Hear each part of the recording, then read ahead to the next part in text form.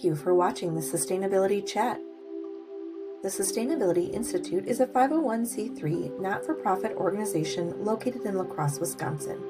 Our mission is to catalyze sustainable action in the Seven Rivers region through educating about local sustainability issues and solutions, advocating for climate and sustainable action, connecting like-minded organizations and people to each other, and inspiring a positive vision for a sustainable future. We hope you check out all of our programs and events, like our Sustainability Chats, Green Goose Chase, Earth Fair, and the Inspiring Sustainability Awards.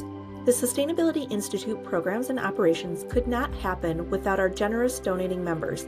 We want to thank them all today.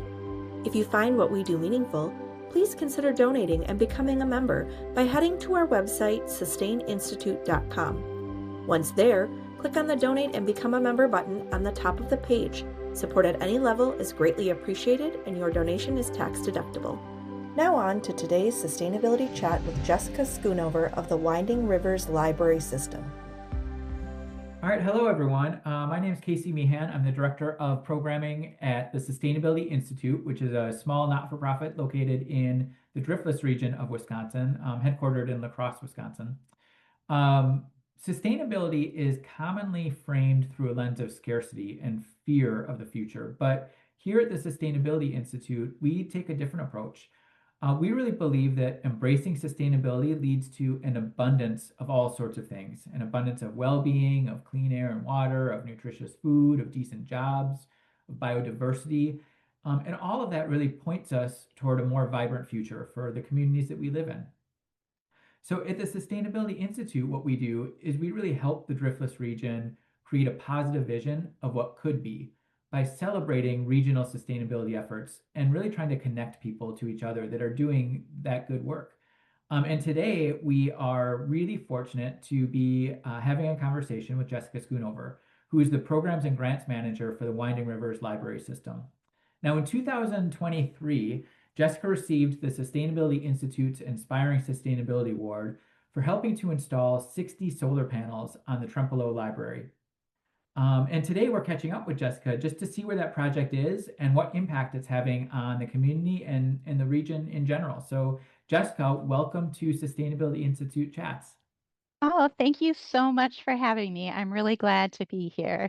It's an honor. I think the Sustainability Institute, the work that you're doing in our Driftless region is amazing, and I am glad to be a part of it.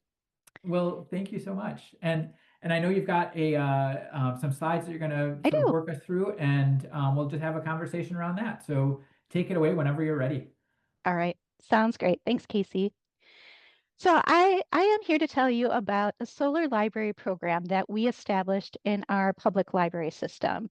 So the Winding Rivers Library System plays a crucial role in promoting, planning, and facilitating cooperation among the 34 public libraries and the 280,000 people they serve within our service area.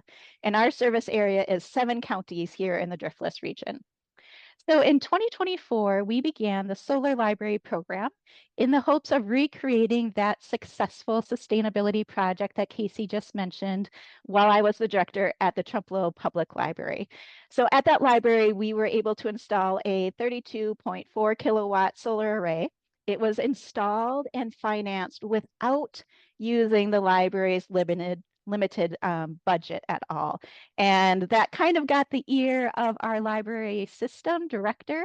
And she was hoping that I would come over to the Winding Rivers Library System as a staff member to help out with doing that same type of project at our public libraries. So just briefly, in case you haven't been to a public library, I want you to know that they are within the Winding Rivers Library System and throughout the state, very active places. Public libraries is a place where division gets left at the door. They are among the last trusted public spaces that are free, accessible, and open to all. So this initiative is meeting the needs of our member libraries by improving our library's infrastructure.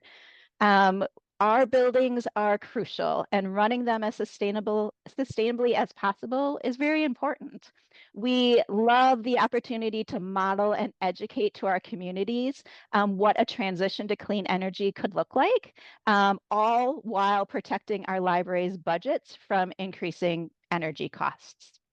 So the library could certainly go anywhere with its services, and really we do, but the building is a very important aspect of our work, and running that building as efficiently and cost effectively as possible frees up dollars to achieve the mission of the library. And we're all about trying to help our public libraries free up dollars so they can use it elsewhere in their programming, in their materials collection, and wherever else they need those funds. So Casey asked me to talk a little bit about, or just think about, how did this start in my own life personally? So like I said, I was a director at the Trumbull Public Library for a dozen years before I came over to the system staff. And in Trumbull, if you haven't been there, it's lovely. You should go. But it's full of people who care deeply about our wonderful environment. And this is because of the space that they live in. Trumbull is right on the Mississippi River. It's got the beautiful Perot State Park and the National Wildlife Refuge. And so people are mindful of what is happening to our environment, how we can sustain our what we're doing and how we're living, how we can live the best way with the environment in mind. And so as a librarian, I certainly was cognizant of this and wanted to make sure our materials represented the needs and the passions of our community. So I got to choose lots of great books, and I wouldn't be a good librarian if I didn't have a great book to share with you. There's a book that I read that really moved me forward in this idea of how I, in my small sphere of influence, could run the library as sustainably as possible. And it came from the book by Kimberly Nichols, How to Be Human in a Warming World Under the Sky We Make.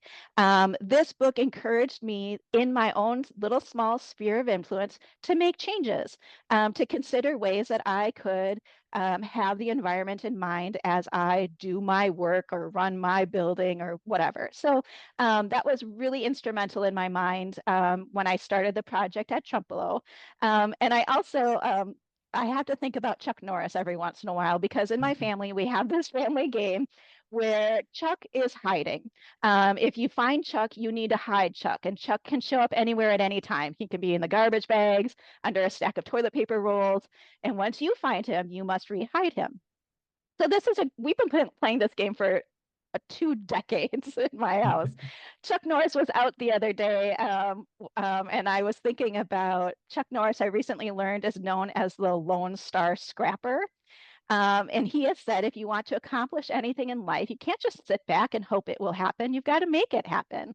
And that's really been my approach, both at Trumbull, but now for all of our libraries in Winding Rivers. If they are interested in moving to clean energy and take an energy transition, we can make it happen bit by bit, piece by piece, one funding opportunity at a time. So if a library is interested in joining one of our solar cohorts, we all work together in small groups. We all move in the same direction. And our goal is to help our libraries, again, save on utility costs, reduce their carbon footprint, model good stewardship, and educate their public. So really, what has come out of this are some great benefits. First, providing efficiencies. Our library directors are pulled in many directions. So I walk with them in this process through consulting, guidance, and advice. How to win buy-in with their decision makers, their library boards, their village boards. Really help them make these projects become much more manageable. I also provide oversight for them as we work in installing solar, if that's the direction they're going. So there are some bad actors out there, and a key part of these cohorts is ensuring that no library is being taken advantage of. I'm involved in the project comparisons when they get their proposals. We work with local reputable solar installers that we have built relationships with. And then, of course, I help them with funding. If you're not aware, funding for public libraries is oftentimes lacking. So we build donor relationships, we scout out new funding opportunities. I help them navigate changes to federal and state incentives. We negotiate discounts with our solar installers. So there's lots of ways that we work together, kind of hand in hand through this process. Jessica, what are you seeing? Are you seeing any patterns as far as where the interest is coming from? So like who initiates the interest? Is it more like a community that Mhm. gets a hold of their, the director of the community library to then reach out to you, or is it coming from like the leadership of the library, or maybe there's no patterns at all? Yeah, so far what we're seeing is it is coming from winding rivers to our public libraries. So we are letting them know that this is an opportunity for them. If they would like to pursue the idea of running their buildings more sustainably, we have a process in place and let us know if they're interested in working with us. So we put the word out there, we give them some information. They generally talk to their library boards or friends groups or community members about it. Um, and then I let them know that a cohort is starting. So, I can only handle a few libraries at a time because this is kind of a time consuming process that we go through together. So when I let them know that cohort 1, 2, and 3, when they started, those libraries reach out to me and let me know that they're interested in pursuing. And it's never a, hey, you're interested in pursuing this idea. You're not signing on the dotted line that you are going to go forward with it. This is a fact-finding mission. Let's see if this is something that would work, and give plenty of opportunity for your community and your board and your village to have insight and opinions in the process, because we want everybody to be on board if this is something that a library chooses to do. Got it. That makes sense. Yeah, and then of course, I'm not an expert, and there's so many great groups out there. Sustainability Institute is one of them, where I lean on those that have either done this work before. This is not brand new. We're not reinventing the wheel here, but there are people that I really do lean on as advisors. Our solar installers are great advisors for us. They help us out a ton, but also the Midwest Climate Collaborative, Elevate Nonprofit, the Couliard Solar Foundation, just a few, just to kind of have our back for those things that come up that might be something that we haven't seen before and we might have a question about. And then we had some milestones. I'll tell you briefly about them. Everybody loves a good timeline, but we started this program in May of 2024. I began site assessments. I just started talking to our library directors about this, and we established this cohort structure, thinking that this might be the best way for it to work. And then in July of 2024, I was able to secure a very significant donation to this project. So this was somebody who is passionate about the idea of advancing solar on public buildings. We were able to get a large donation, which is kind of the first step for a lot of our libraries once they sign a contract with an installer. Those first bills need to be paid, and because of this grant, we can offer them up to 20% off um, of a grant, excuse me, not really off, but 20% of their project costs through this grant. And that's huge, and it's been wonderful. So we started that in July of 2024, and then in December, April, and June of 25, we've had 3 solar cohorts so far, and you can see the completed projects. So we've completed projects in Ontario, Hillsborough, Whitehall, Waniwak, and Mondovi, all in 2025. And you can see their impact. Was that So all just cohort one? it was cohort 1 and 2, but Okay. it wasn't all libraries that were in those cohorts. Those were the ones that were able to be fully installed and commissioned by the end of 2025. Okay. Yeah, and then so from those 5 fully funded solar projects, excuse me, you can see how many megawatt hours we're producing from those 5 libraries, and average monthly savings. So many of the libraries are seeing much more than that, but because the project is so new and they've only been running on solar for a few months, it's hard to see that savings quite yet. And then the average electrical offset is 88%, which is wonderful.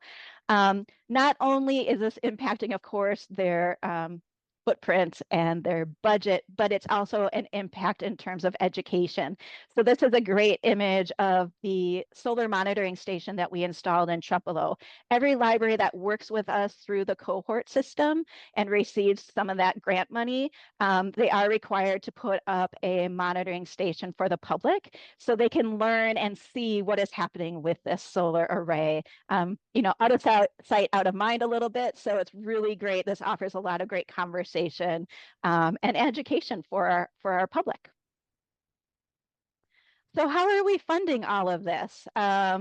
Each library certainly has its own set of challenges when it comes to funding, and we work with them very closely. Our goal really is to not use the library's operating budget to fund these projects. We would like to see them funded through grants, donations, incentives, reimbursements, not using taxpayer dollars. So you can see our primary funding streams, that solar library grant. We negotiate discounts with our installers. Our library foundations, Friends Group, local donations all play a huge part. And then we find grants together, incentives, that direct pay reimbursement. While we still have the opportunity, we're taking advantage of it all. What has been I don't know if you have the numbers for this, but the average cost of the installations that you've put up? And I Yeah, know it varies based it does on, how vary. many Yep, panels they for have and sure. all that, but For sure. I think we are seeing average, I would say about 45,000. wow. Okay. And almost Mhm. all of that is being offset by grants and by donations and All of it, not incentives. almost all of Wow. it, all of it. Wow. Yes, That's yes. incredible. Yeah. Hmm. And our communities really are involved. They see the benefit once they hear that a library is doing this work. I'll tell you a little story with the director with the pink hair. That's a wig, by the way. But Elroy Public Library, they're putting up a solar canopy, which is going to be really cool. It's going to go live in 2026. But she told me about a local homeless gentleman who found out about their solar project because they were doing some fundraising in their community, and he came in and he gave $1 towards the project, which is Mm, really, really awesome. mm. And there's more to come. So you talked about, I showed you the 5 that are completed, but here's the rest that are still in the work. So in 3 cohorts, we have 12 projects that will be either done or underway. So here are we have a library in Westby, Strum, Black River Falls, Sparta, Alma, Independence, and Elroy. And of those libraries, Elroy, Alma, and Westby have all of their financing secured. The rest of the libraries, we still have funding that we need to find for their projects. And Is our, the go ahead. is the federal incentives like those are going away? How big of a Yeah. impact has that had on your work? Well, so that's why we worked really, really hard in 2025 to get Mm, 12 libraries either done or it's called safe harbored. So we sure. safe harbored those projects that couldn't be finished in 2025. Those libraries needed to pay at least 5% down. They paid 10% down to safe harbor them. So then as we go into 2026, finish the project. When we apply in 2027, we will still be able to receive that 30% reimbursement. And it's a big deal, Casey. Huge. Without that 30% tax reimbursement, it's going to be harder and harder we're still working to do these projects and we're going to find funding in other ways, but it does make it harder, of course. Hmm. And it talks about that a little bit on this slide. You can just see the estimated annual projection when all 12 libraries are online. That average savings again, which is low, but I'm looking forward to really give a good number of that. I was just conservative with that number, but once we see after a year, we'll see that number definitely increase. And then our average electrical offset is 91.4%. Our librarians have good things to say about what we're doing. They really find it to be valuable. They're wearing lots of hats, and so something that allows it to be more simplified and easy and helping them compare just makes a big difference. And then I just wanted to show, because I think pictures speak a lot. You can see our librarians with big checks of funding that they've received so far. One of our librarians there in Whitehall she had an open house with that big screen showing her monitoring station, so people could really understand the work that's being done. So it's been a really great project, and we are looking forward to continuing the momentum, even though we know things are going to be harder to fund. We feel like, getting the word out about our project, letting others know that this is something that's really valuable and important to our work as librarians. We're kind of the OG reduce, reuse, recycle entity. We've been doing this for many, many years. So it really fits our ethos really well. So thanks for the opportunity and looking through my slides with me. Yeah, of course. Where do you see this going, in the perfect world 5 years from now? Yeah. Where do you see this program going?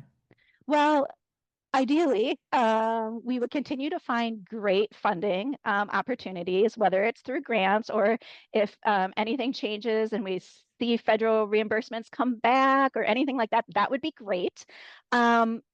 If they don't, like I said, I want to be optimistic that we can continue to do this work. There's um, a lot of people out there that, again, even in our communities, when these libraries are looking for, maybe they have $3,000, $5,000 left to fund after they've received all the grants and incentives we could find for them.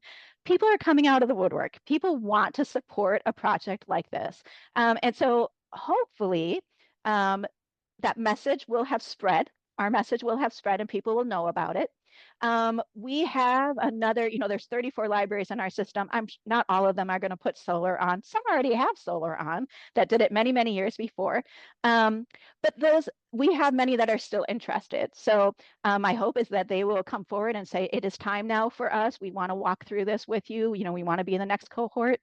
And then in my mind, I think a great thing to do also is it's always been on my mind that building our libraries as a resiliency shelter seems to be a really good idea, as we might have weather emergencies or things happening. So solar is step one. Step two would be battery backup.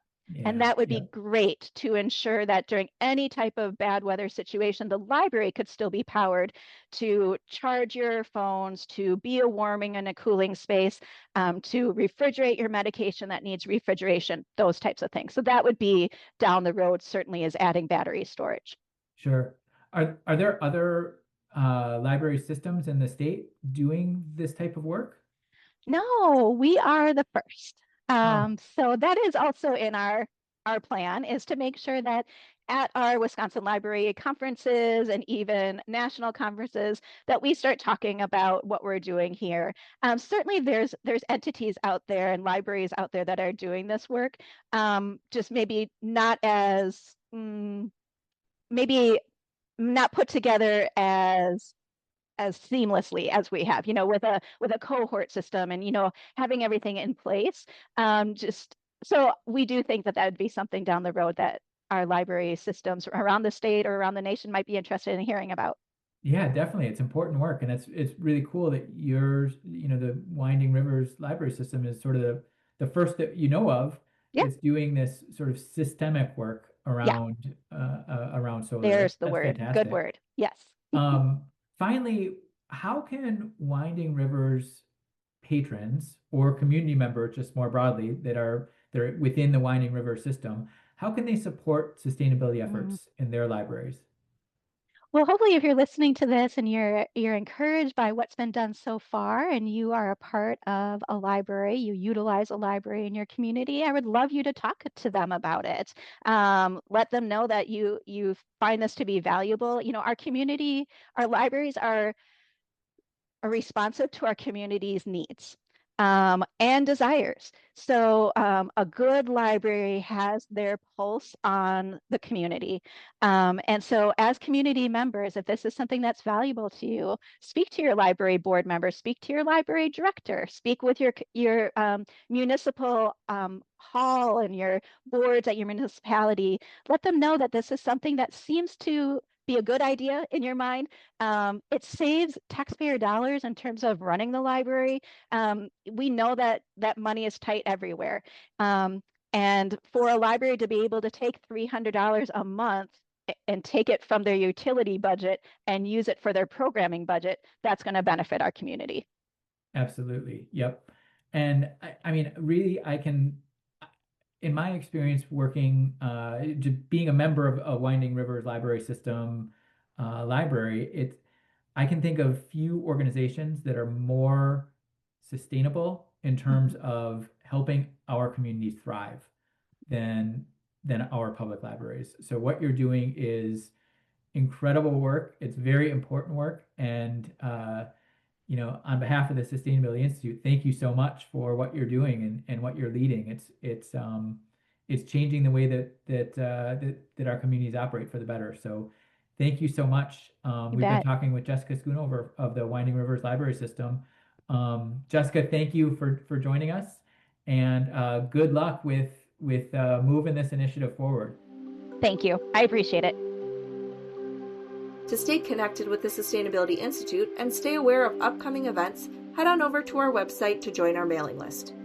Once again, we want to thank you for watching this Sustainability Chat. We hope to see you soon.